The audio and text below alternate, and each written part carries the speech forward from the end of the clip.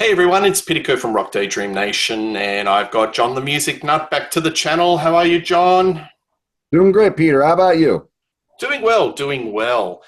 We are going to talk about a artist that we haven't covered previously on Rock Daydream Nation, and the artist in question is Steve Earle with his 1988 album Copperhead Rd. So Copperhead Rd, let's talk about that. That's an iconic song, bit of an anthem. What do you think of this song?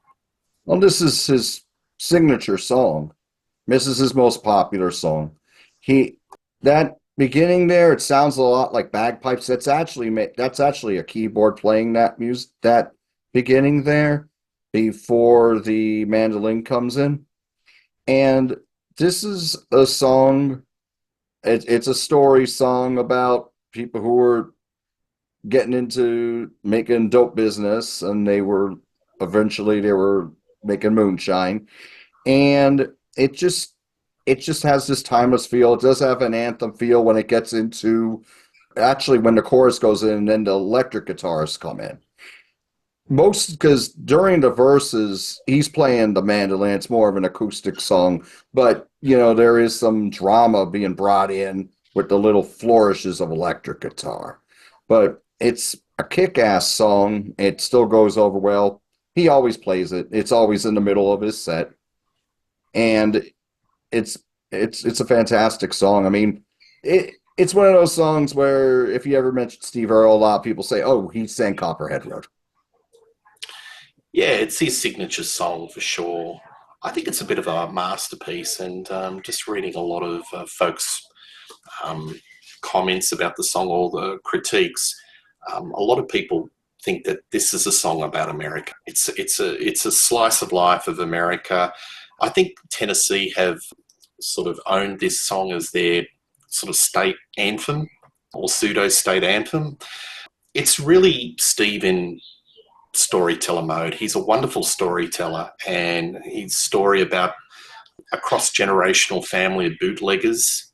They go into growing dope. Just the way he writes his story, it's sort of compelling. Musically, I wouldn't say it's a very expansive melody and gets played on classic radio to this very day. What about in America? Not as much as it used to, but you still hear it now and then. Thing back then, and what's interesting back then was when he came out with Guitar Town, which was his debut.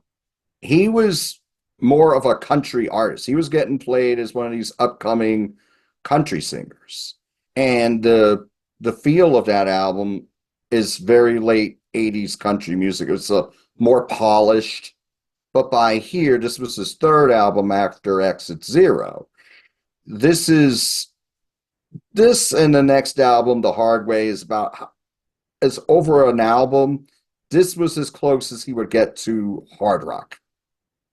Well, So this and Hard Way was the only time he really crossed over to AOR. why would he have said country meets heavy metal? What's your take on him saying that? Well, the guitars got a lot more distortion. They're a lot louder on this album than he did on Guitar Town and Exit Zero. Yeah, this is more loud. This is closer to Southern rock when you listen to a lot of these songs. Yeah, it's definitely got more of a Southern rock feel. Where before that, he was a country guy, and then later on, he was more Americana folk, singer songwriter at his core. But here, the guitars are louder, and so that's where he's going with the heavy metal meets country thing here. Like he also called it heavy metal with bluegrass, and you have mandolins and bluegrass, so you got a little bit of fiddle on here too, which he has on most of his albums anyway. So that's where he's going with that. The fact that it's just louder and more rockin', that it would cross over to people who would like more classic rock music. Yeah, I think exactly. A bit more raucous, and Yes. certainly, I mean, because I was into a lot of the hard rock, and that Mhm. certainly pricked up my ears in 1988.